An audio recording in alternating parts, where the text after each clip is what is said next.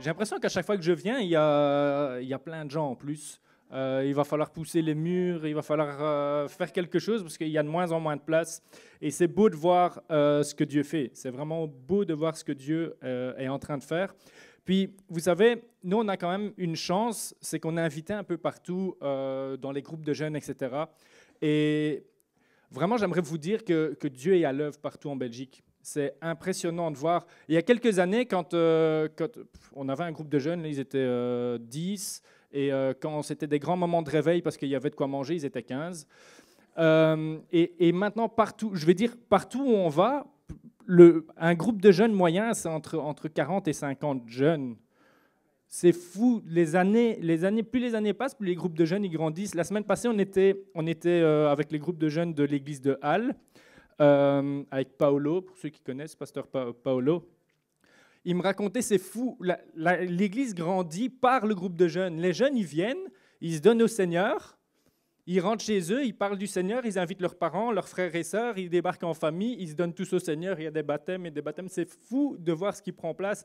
Puis vraiment, là, ce que je suis en train de mettre en avant, c'est vraiment que Dieu est à l'œuvre. Dieu est à l'œuvre. Et quand je vois des jeunes, des ados qui passent des week-ends de la présence du Seigneur, quand je vois des jeunes, des ados qui le vendredi soir ou le samedi soir sont à l'église pour entendre parler de la parole de Dieu, c'est vraiment que l'Esprit est encore à l'œuvre aujourd'hui. Tous les parents d'ados savent très bien que si ce n'est pas le Saint-Esprit, rien ne peut prendre place dans la vie de ces jeunes. Puis j'aimerais qu'on puisse juste donner une main d'applaudissement au Seigneur à ce qu'il fait.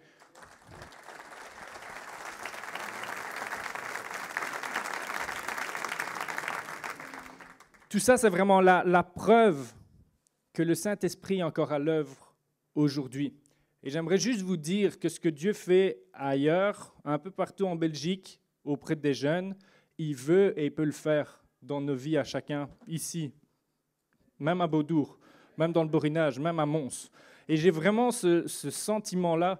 Je ne suis vraiment pas du genre à dire le réveil. Moi, j'attends de voir que quand les choses prennent place, je le dis. Ça va ? Mais j'ai vraiment le feeling que Dieu est en train de souffler. On n'a même pas idée de ce qui va prendre place dans les mois, dans les années qui viennent. Réellement, je pense que Dieu est en train de souffler et faire quelque chose d'extraordinaire. On va être assis, on va voir ce qui prend place. On n'aura pas de mots. On n'aura pas de mots. Et vraiment, quand je vois ça, c'est l'accomplissement de promesses de Dieu. Et on va lire ensemble dans Joël 3, verset 1. Dans les derniers jours, dit Dieu, je déverserai mon esprit sur tout être humain. Vos fils et vos filles, vos ados et vos enfants prophétiseront. Vos jeunes gens auront des visions. Vos vieillards auront des songes et des rêves. Peut-être parce que les personnes âgées dorment plus, je ne sais pas. Alors toute personne qui fera appel au nom du Seigneur sera sauvée.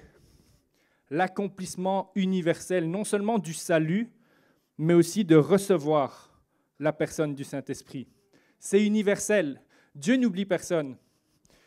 Dieu n'oublie personne. Il y a pour les jeunes, il y a pour les mi-jeunes, il y a pour les presque encore jeunes, il y a pour ceux qui sont jeunes depuis 80 ans. Dieu n'oublie personne. Dieu n'oublie personne. Et Dieu agit encore ici à Beaudour et veut agir dans nos vies. On va lire ensemble dans Jean 14, je pense, voilà. Et moi, je prierai le Père, et il vous donnera un autre consolateur. C'est Jésus qui parle à ses disciples. Et moi, je prierai le Père, et il vous donnera un autre consolateur, afin qu'il demeure éternellement avec vous. L'Esprit de vérité que le monde ne peut recevoir parce qu'il ne le voit point et ne le connaît point. Mais vous le connaissez, car il demeure avec vous, et il sera en vous. Verset encore suivant. J'ai beaucoup de textes en fait aujourd'hui. Acte 1, verset 8. Mais vous recevrez une puissance lorsque le Saint-Esprit viendra sur vous. Vous serez mes témoins à Jérusalem, dans la Judée, dans la Samarie, jusqu'aux extrémités de la terre. Et ce matin, on va parler du Saint-Esprit. Vous m'avez vu venir depuis le début, là. Et j'ai conscience, quand on parle du Saint-Esprit, il y a plusieurs réactions dans la salle. Il y a ceux qui se disent « Waouh, le Saint-Esprit, on va parler de...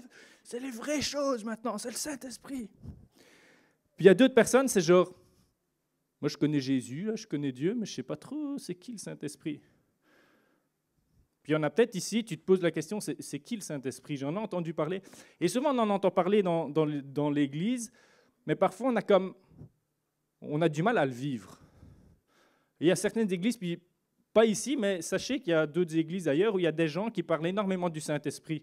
Mais quand tu regardes, tu dis, ils parlent beaucoup du Saint-Esprit, mais est-ce qu'ils vivent beaucoup du Saint-Esprit?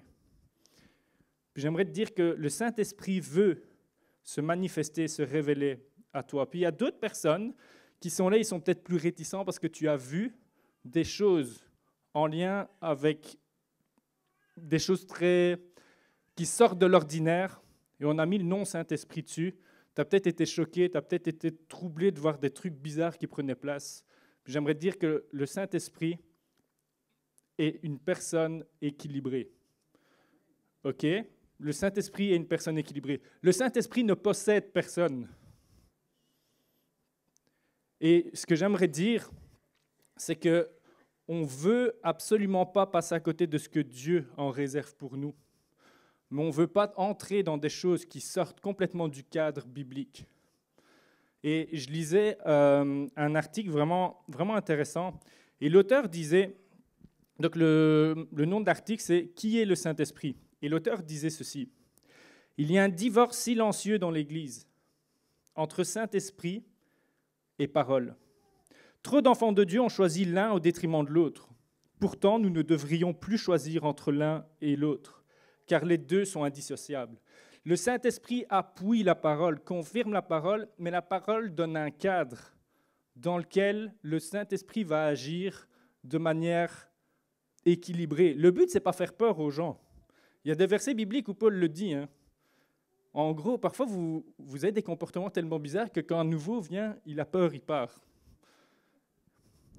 Mais le Saint-Esprit ne possède personne. Puis on veut vraiment parler du Saint-Esprit. Et j'ai utilisé le mot inconnu parce que, voilà, le Saint-Esprit, au final, il est parfois un peu inconnu. Pour moi, en tout cas, oui, théologiquement, on peut le connaître, mais on a besoin vraiment de le connaître intimement. Ça peut vraiment être un ami.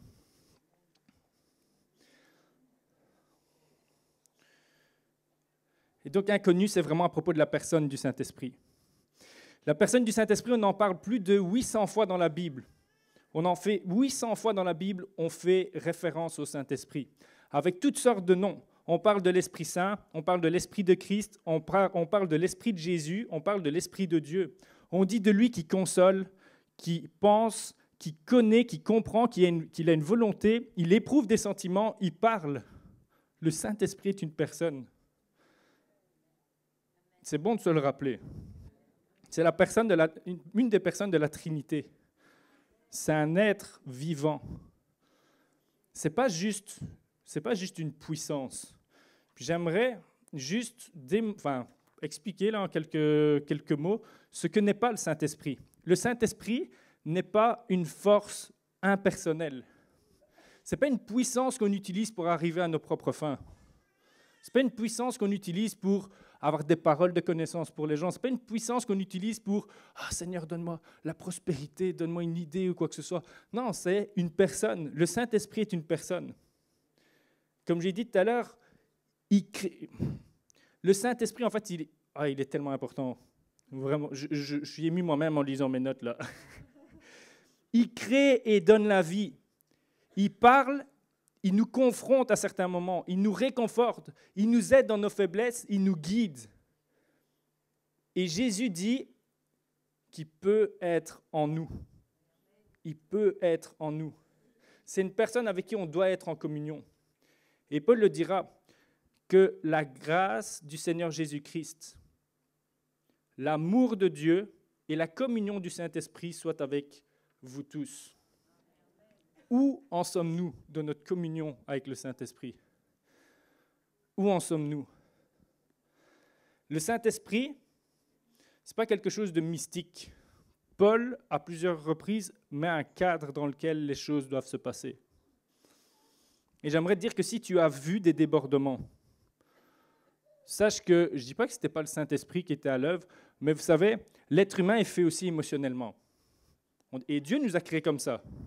D'ailleurs, si le Saint-Esprit a des émotions, c'est On a l'image de Dieu aussi. Donc, les émotions, ce n'est pas mauvais, mais à certains moments, quand il y a une présence du Saint-Esprit, il y a certaines personnes qui peuvent partir exprimer de manière un peu, de manière comme un débordement ou quoi que ce soit. C'est des choses qui arrivent, ok? Mais j'aimerais vous dire que le Saint-Esprit ne possède personne. J'étais dans un camp de jeunes au mois d'octobre et ils faisaient un appel pour le Saint-Esprit, etc. Et je voyais plein de jeunes qui s'avançaient, plein de jeunes qui vivaient de bonnes choses. Et à côté d'eux, je voyais des jeunes, genre, ils voulaient vivre quelque chose, mais il y avait un blocage. Puis j'allais les voir, je dis, t'as peur du Saint-Esprit.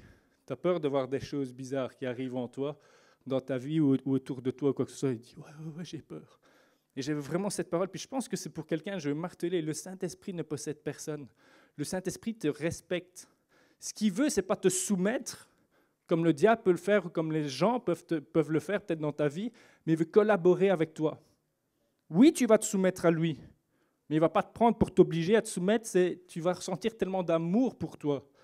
Tu vas réaliser tellement combien il est grand, combien il est amour, que tu vas peu à peu te soumettre à lui.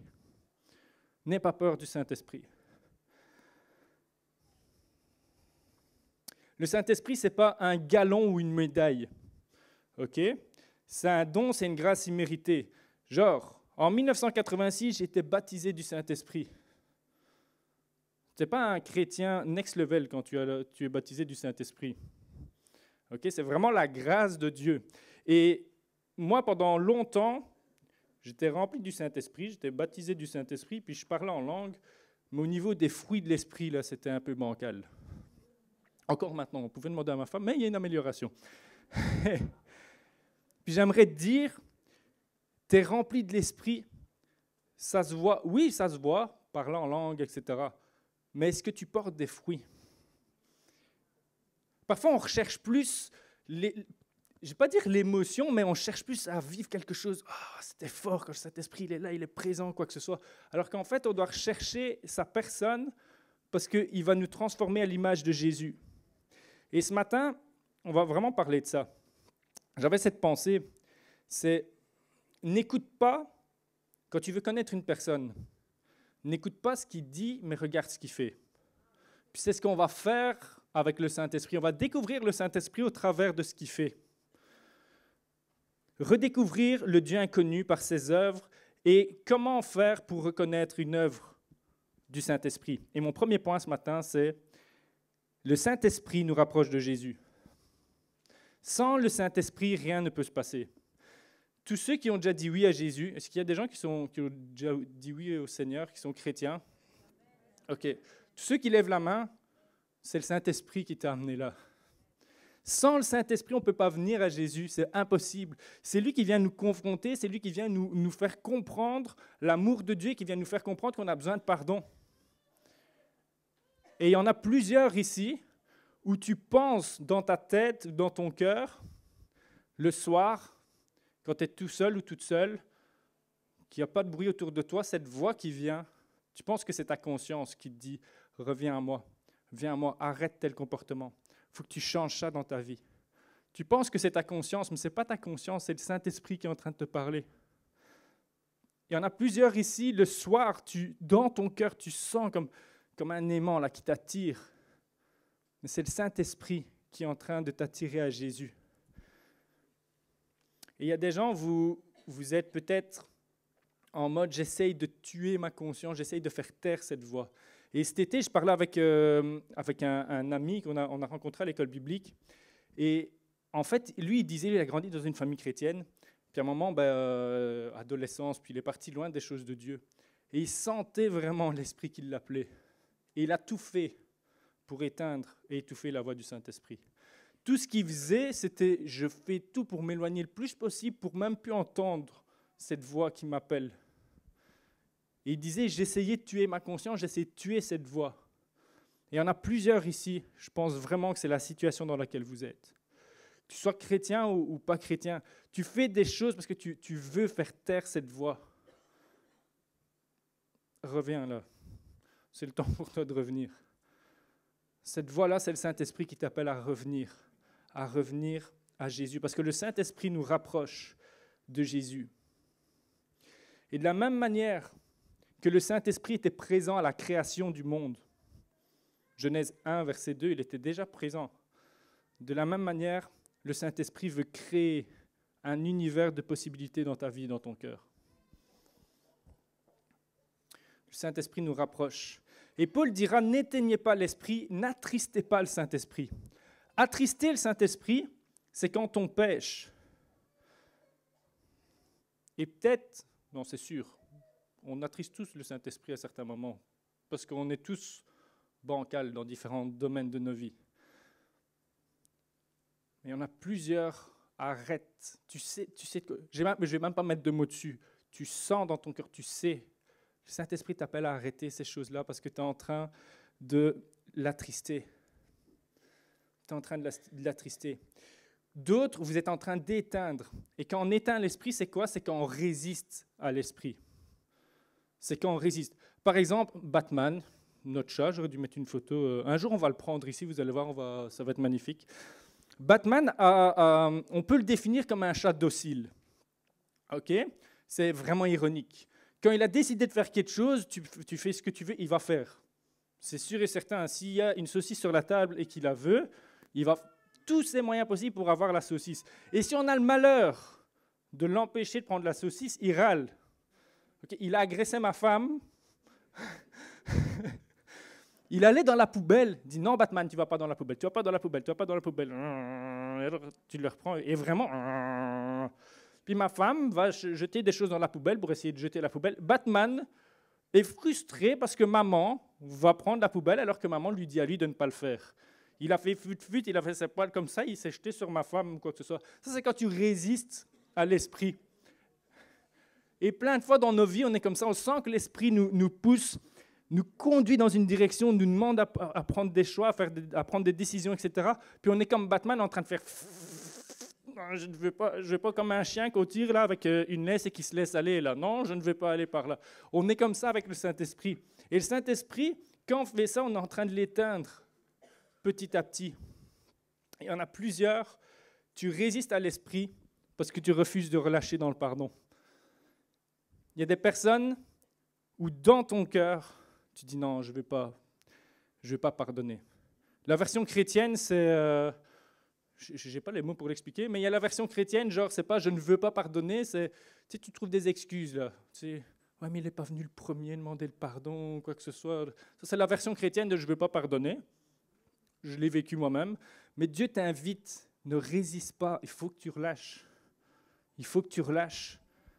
D'autres personnes, des directions peut-être de carrière ou de ministère.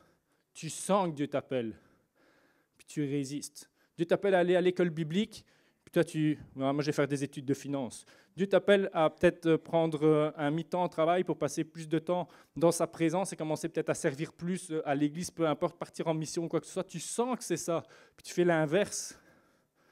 Tu es en train de résister, l'Esprit te dit, reviens, arrête de résister. D'autres personnes, puis ça c'est vraiment une parole pour quelqu'un, il y a des situations dans ta vie, tu n'arrives pas à lâcher prise. Tu n'arrives pas à lâcher prise. Des situations compliquées, tu essayes par toutes tes forces de t'en sortir ou quoi que ce soit, mais tu n'arrives pas à lâcher prise. Et le Saint-Esprit te dit, lâche prise, remets ça entre mes mains. Lâcher prise, c'est genre, je pose le truc, puis je m'en occupe plus.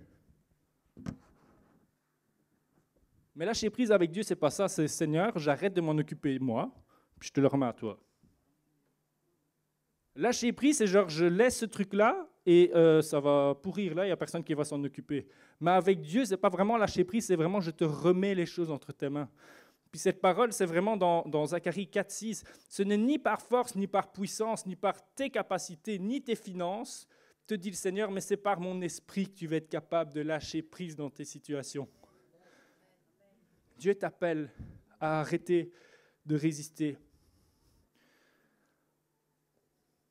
L'Esprit parle, nous rapproche de Jésus. Romains 8, verset 26. L'Esprit nous aide dans nos faiblesses et l'Esprit nous aide quand on n'arrive pas à prier, quand on n'a pas les mots. On a tous vécu des situations dans nos vies où on est Seigneur, je ne sais même pas comment prier. Je ne suis plus capable de cette situation-là. Ça fait 40 fois aujourd'hui que je te prie pour ça, je n'ai plus les mots. L'Esprit nous aide dans nos faiblesses, car nous ne savons pas ce qu'il convient de demander dans nos prières. Mais l'Esprit lui-même intercède par des soupirs inexprimables. Il fait à notre place. Quand tu as des larmes, le Saint-Esprit, c'est le décodeur de Dieu. Il prend tes larmes et il les traduit dans des mots qui vont faire que Dieu... je ne dis pas que Dieu a besoin d'un décodeur, là, mais juste pleurer parfois, le Saint-Esprit va décoder, il envoie toutes les infos à Dieu. Parfois, tu es frustré parce que tu ne sais pas comment prier dans des situations. Juste, Seigneur, Saint-Esprit, là, c'est toi qui pries à ma place parce que moi, je ne suis même plus capable. Dans cette situation-là, je n'ai même plus la force. Et j'ai l'exemple, je n'ai pas été vérifié si c'était vrai, mais j'ai vu une vidéo. Je ne sais plus si c'était une vidéo, bref. En tout cas, c'est l'histoire d'une famille chrétienne. Et je pense que le père, c'était aux États-Unis, il était parti à la guerre, puis il est revenu, il était blessé, etc. Il était dans son lit, en fait. Et à un moment, il y avait la famille autour de lui. Et la petite fille, on demande à la petite fille, est-ce que tu veux prier pour ton papa? Puis la petite fille, écoute bien comment Dieu utilise un décodeur. Hein. Elle pose sa main sur son papa. Elle dit, Seigneur, bénis ce repas. J'espère qu'elle n'était pas cannibale, là. Le Seigneur a agi, il a guéri son père. Seigneur, bénis ce repas. Le Saint-Esprit, c'est son rôle. Il vient comme traduire, et parfois c'est juste Seigneur, bénis ce repas, pour ta voiture, pour ton couple, peu importe. Et le Seigneur peut agir. Le Seigneur peut agir. Il nous aide dans nos faiblesses. Et en fait, on sait rarement comment prier. On sait rarement comment prier. On n'a pas les bons mots. On n'a pas les bons désirs. Souvent, on prie, Seigneur, enlève cette situation dans ma vie. Enlève cette situation dans ma vie. Il faut que tu fasses ça ou quoi. Alors peut-être que la volonté de Dieu, c'est, tu vas rester là, puis tu vas prier pour que je te donne la force de passer au-dessus. Et la situation va rester, mais toi, tu vas devenir un guerrier, une guerrière, puis tu vas savoir passer au-dessus de cette situation-là. Le Seigneur bénit ce repas, gardez-le. Quand votre boss il est un peu casse-pied, Seigneur bénit ce repas. Donc le Saint-Esprit nous rapproche de Jésus. Deuxième point, le Saint-Esprit nous transforme à l'image de Jésus. 2 Corinthiens 3, versets 17 et 18. Or le Seigneur, c'est l'Esprit. Et là où est l'Esprit du Seigneur, là est la liberté. Nous tous qui le visage découvert, contemplons comme dans un miroir la gloire du Seigneur. Nous sommes transformés en la même image, de gloire en gloire, comme par le Seigneur, l'Esprit. Dans l'Ancien Testament, il y avait beaucoup de lois, énormément de lois. Et toutes ces lois nous démontrent que nous ne sommes pas capables de vivre selon les standards de Dieu. Mais le Saint-Esprit nous libère du poids de la culpabilité face à la loi qui nous condamne. Les règles qu'on se met dans notre vie sont bonnes pour maintenir le cap. Mais la loi et les règles dans certains domaines de ta vie sont en train d'amener la mort, là où Jésus veut amener la vie. Il y a on va faire une expérience, on va fermer les yeux tous ensemble. Je vais vous démontrer que la loi et les règles ne changent absolument rien. Fermons les yeux ensemble, c'est extrêmement spirituel ce qu'on va faire là. Je vous interdis de penser à un éléphant rose. La loi vous dit ne pense pas à l'éléphant rose. On n'y pense pas. C'est vraiment interdit. Ok, ouvrez les yeux. Qui a pensé à un éléphant rose pendant que je disais ça? La loi te montre ce que tu ne peux pas faire, mais le fait de te le montrer, ça vient créer en toi, tu ne sais pas faire autrement que penser à un éléphant rose. Je n'ai même pas fait exprès d'avoir une image rose derrière. Peut-être c'était... Enfin bref, en tout cas. La loi ne change personne. La loi ne change personne.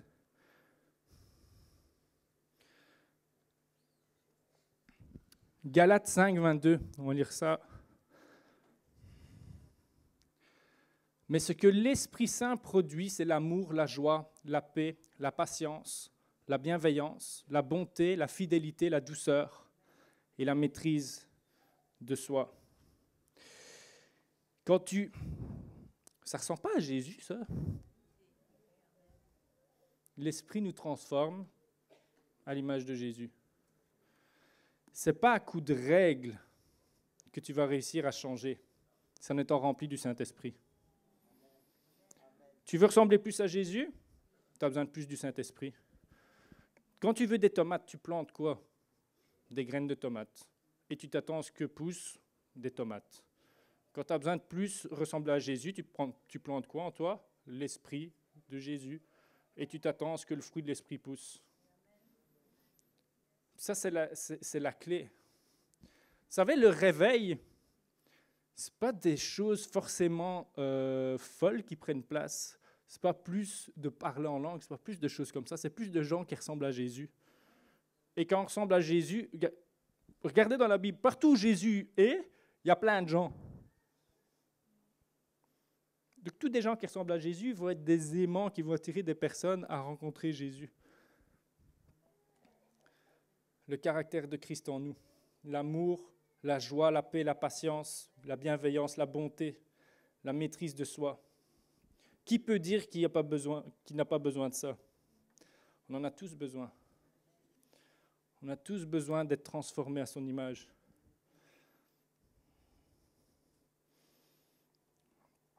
Je vais appeler l'équipe de louange à revenir, s'il vous plaît.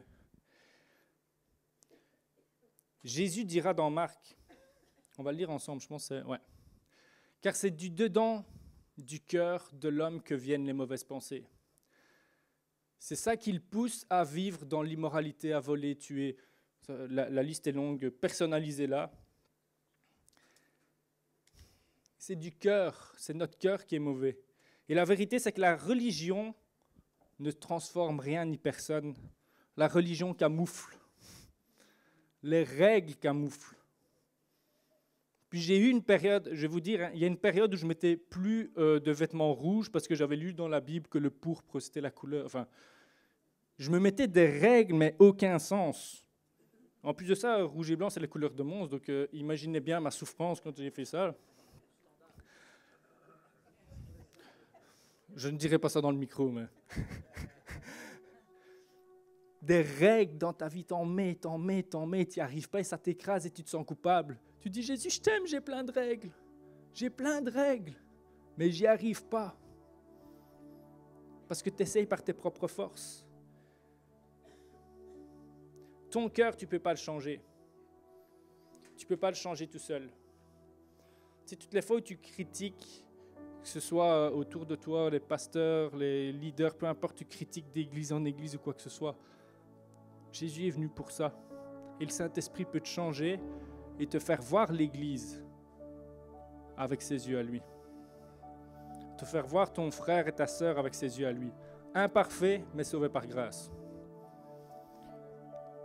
Toute cette colère qui monte, puis tu ne sais pas comment la maîtriser, fruit de l'esprit, la maîtrise de soi. C'est un processus. Je ne dis pas le Saint-Esprit va tout régler, tu vas être parfait. Non. C'est un processus dans lequel l'Esprit nous invite à rentrer. Cette comparaison qu'on a, je compare les uns aux autres. On juge les autres parce qu'ils semblent moins spirituels que nous. Mais le Saint-Esprit nous invite à revenir et à être transformés à l'image de Christ. L'Évangile, ce n'est pas à propos de toi qui change ton cœur à coup de prière. L'Évangile, c'est à propos de toi qui reconnais que tu n'arrives pas à changer. Et c'est exactement pour ça que Jésus est venu. Et il y a tous un moment donné où on s'est juste retrouvé à bout de nous-mêmes, sans force. Puis c'est là que le Saint-Esprit agit. Ézéchiel 36, 26 et 27. C'est Dieu qui parle. Je vous donnerai un cœur nouveau. Je mettrai en vous un esprit nouveau. J'enlèverai de votre être votre cœur dur comme la pierre et je vous donnerai un cœur de chair. Je mettrai en vous mon propre esprit et je ferai de vous des gens qui vivent selon mes lois, qui obéissent à mes commandements pour les appliquer. C'est Dieu qui le fait. C'est le Saint-Esprit qui nous transforme à l'image de Jésus. Et vous savez, petit témoignage là, début de mariage, moi je suis quelqu'un de très... En fait, j'aime pas les règles, mais je suis vraiment arrêté à certains moments dans ma tête. Et je suis arrivé dans le mariage avec des conceptions du mariage. j'étais un gros légaliste du mariage en arrivant dans le mariage et j'ai imposé ça à Sephora. Et quand ça sortait du cadre que moi j'avais imaginé, j'avais des colères, je pétais des plombs, c'était vraiment... Oui, en fait, moi je suis quelqu'un d'impulsif, on ne le dit pas, mais voilà. Et vraiment, c'était plus fort que moi. Je pensais bien faire, mais en fait, j'étais en train de faire du mal à ma femme. Je ne me rendais même pas compte. Je dis non, c'est pas comme ça doit être comme ça doit être comme ça. Et moi, je me dis, c'est bien, on maintient le cadre, là, c'est public. On le fait avec nous-mêmes. Mais j'étais en train de la casser. Puis c'est petit à petit que j'ai pris conscience de ça. Où c'est en étant plus rempli du Saint-Esprit que le fruit va venir. Et tout doucement. Et c'est le moment où j'ai lâché prise, où j'ai arrêté de penser à l'éléphant rose qui devait changer, que j'ai lâché prise, je suis venu petit à petit. Je suis encore loin d'être arrivé, mais petit à petit, Dieu a changé. Dieu a changé mon cœur. Dieu a changé mon cœur. Et mon dernier point, vite fait, le Saint-Esprit nous équipe pour parler de Jésus. Acte 1, verset 8. Mais vous recevrez une puissance lorsque le Saint-Esprit viendra sur vous. Vous serez mes témoins à Jérusalem, dans toute la Judée, dans la Samarie, jusqu'à Mons, jusqu'à Beaudour, dans la région Mons-Borinage. Il y a un plan de Dieu. Ce n'est pas une option, mais le but de ça, c'est quoi? Communiquer l'Évangile de manière pertinente. Quand tu ouvres la bouche, tu as les mots qui vont toucher les cœurs. Quand tu ne parles pas, tu as l'attitude qui va toucher les cœurs. Le Saint-Esprit, ce n'est pas une option. Il attire, il rapproche de Jésus, il transforme et il équipe. Vous savez, il y a quelque temps, je suis revenu vraiment au Saint-Esprit. Bon, ça se travaille là, mais j'ai comme redécouvert le Saint-Esprit. Quand on est parti au Canada, vraiment, on a vu des églises qui tournaient super bien, et ils vivaient le Saint-Esprit à fond. Mais c'est des églises qui tout est chronométré, tout est pensé, et je trouve ça extraordinaire. Il faut des églises où on pense l'Église. Je pense que ici c'est vers ça que Joseph va. Penser l'Église, structurer l'Église, super. Et moi, en fait, j'ai comme raté une coche un peu au Canada, c'est que j'ai vu ça, puis je me suis dit, ouais, c'est ça qu'il faut, c'est ça qu'il faut, c'est ça qu'il faut. Et j'ai comme mis un peu le Saint-Esprit de côté. Puis à un moment, j'ai pris conscience, je dis, j'ai besoin du Saint-Esprit. Puis j'ai commencé à prier, je dis, Saint-Esprit, j'ai besoin de te redécouvrir. Puis vu que je suis quelqu'un d'équilibré, je dis, pas de trucs bizarres là, pas de trucs bizarres. Et j'ai commencé à découvrir le Saint-Esprit d'une manière, c'était fou. Le Saint-Esprit qui m'équipe pour parler de Jésus, un à un, avec notre voisin. Au doudou. Je ne vous dis pas d'aller au doudou. C'est juste, je suis montois, j'aime bien. Des dizaines de gens à qui on peut témoigner là-bas. Mon voisin, je parle avec lui, lui-même m'envoie un message le soir. Tiens, je viendrais bien à l'église, voir ce que c'est ou quoi. Bah, pas de souci. Viens telle date, je prêche à Beaudour. Il vient. Déjà, il vient. Étonné, parce que d'habitude, on invite les gens, ils ne viennent pas. Je prêche, je fais un appel. Il lève sa main et donne sa vie au Seigneur. Et il me disait, il y a plein de gens qui me parlaient de Dieu. J'ai parlé avec des musulmans, j'ai parlé avec toutes sortes de gens. Mais toi, quand tu parles, il y a quelque chose là, il y a vraiment quelque chose. C'est le Saint-Esprit qui nous équipe. Et c'était vraiment simple. On ne le réalise même pas que Dieu nous utilise. Dieu nous garde humbles. J'ai vu des gens dans la rue qui avaient suivi le Seigneur pendant des années, puis qui se sont pris des divorces et qui marchaient loin de Dieu. Je les ai rencontrés dans la rue, puis j'ai parlé. Et je sais qu'il y a des choses qui ont été semées dans leur cœur, et petit à petit, il y a comme un lien qui se crée avec ces personnes. Ils commencent à poser des questions, puis je crois que l'Esprit est en train d'agir dans leur vie. Vraiment, je pense que Dieu veut nous utiliser. Et la véritable Pentecôte, c'est plus de fruits de l'Esprit, plus de personnes qui ressemblent à Jésus, plus de personnes proches de Jésus et plus d'efficacité dans le témoignage. Je ne suis pas du style aller dans la rue puis prêcher l'Évangile avec un micro dans la rue. Ce n'est pas mon style parce que je ne suis pas venu au Seigneur comme ça. Si Dieu t'appelle à le faire, fais-le. Mais imaginez un petit peu si chacun de nous ici, on était rempli vraiment du Saint-Esprit et nos collègues au travail, tu parles, puis Dieu, il est à l'œuvre. Si chacun de nous, un collègue à qui on peut témoigner, qui vient au Seigneur, dans 1 an, il faut faire 2 réunions. Dans 2 ans, il faut faire 3 ou 4. Et c'est ça, en fait. C'est ça, c'est la simplicité. Mais on a besoin du Saint-Esprit pour ça. Et on va lire le dernier verset ensemble, dans Luc 11, verset 13. Si donc mauvais comme vous l'êtes, vous savez donner de bonnes choses à vos enfants, le Père Céleste donnera d'autant plus volontiers le Saint-Esprit à ceux qui le lui demandent. Puis j'aimerais qu'on puisse fermer les yeux ensemble.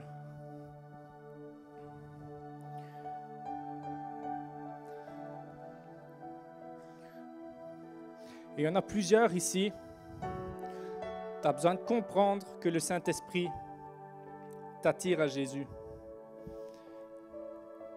Peut-être ce que j'ai dit tout à l'heure, là, pas que tu entends une voix, mais tu sens à l'intérieur de toi comme Dieu m'attire. Si c'est ton cas aujourd'hui, je te demande simplement de lever la main là où tu es. Merci Seigneur. Dieu t'attire à lui. Oui, merci. D'autres personnes,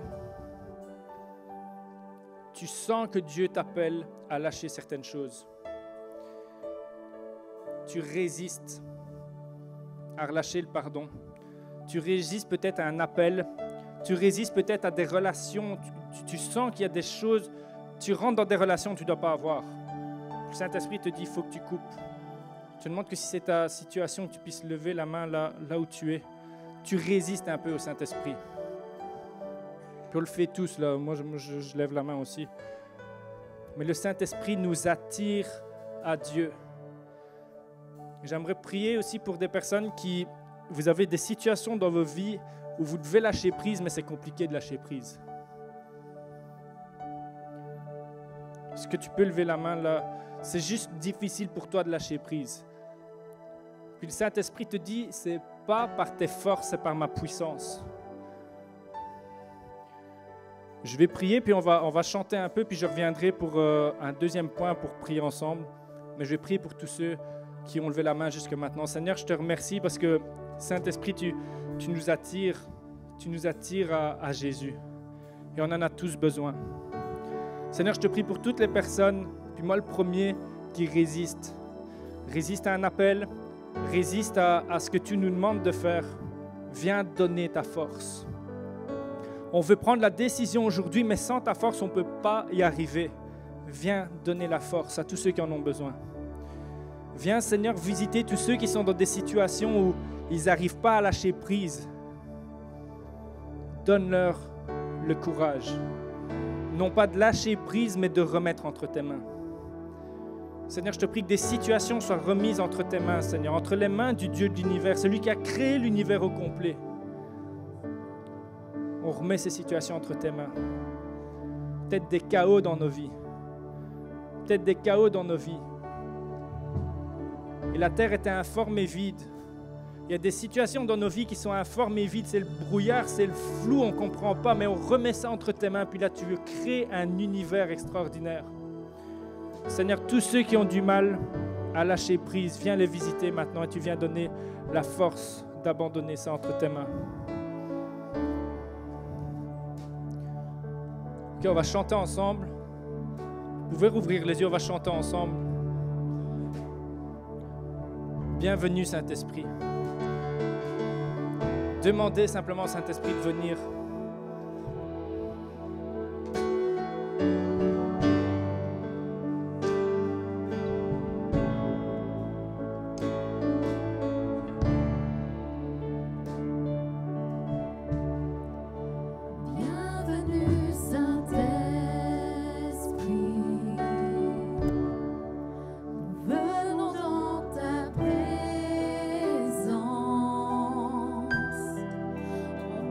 Nous de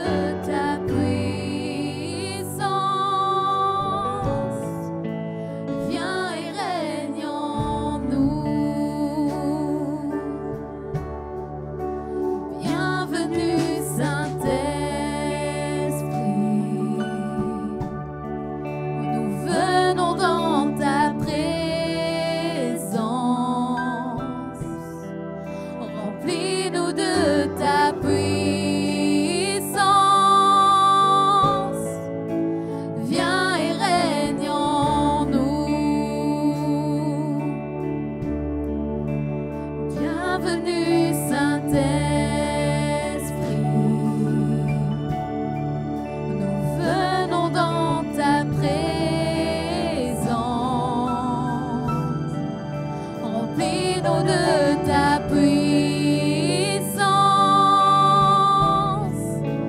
Viens et règne en nous. Tu es cette eau vive,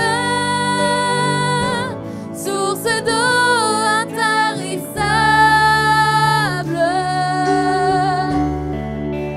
Esprit de réconfort, viens et règne en nous. Saint-Esprit, viens vraiment en nous. Seigneur, on a besoin de toi pour ressembler à Jésus. Et je te prie de venir souffler, oh Dieu. Viens semer ta semence de vie en nous. Seigneur, que ce soit plus l'orgueil, que ce soit plus notre caractère qui soit représenté, mais ce soit ton caractère à toi. Viens déraciner, Seigneur, en nous tout ce qui a besoin d'être déraciné, tout ce qui ne te ressemble pas, et viens semer nos vies de ta présence, Saint-Esprit. Seigneur, on veut des bons gros fruits, là. Le fruit de l'Esprit, on en veut plus, encore et encore et encore. Seigneur, je te prie pour des victoires sur des points de caractère, Seigneur, sur des luttes au niveau des caractères ici. On est plusieurs, on a besoin vraiment de quelque chose, une puissance pour changer, Seigneur. C'est toi la puissance.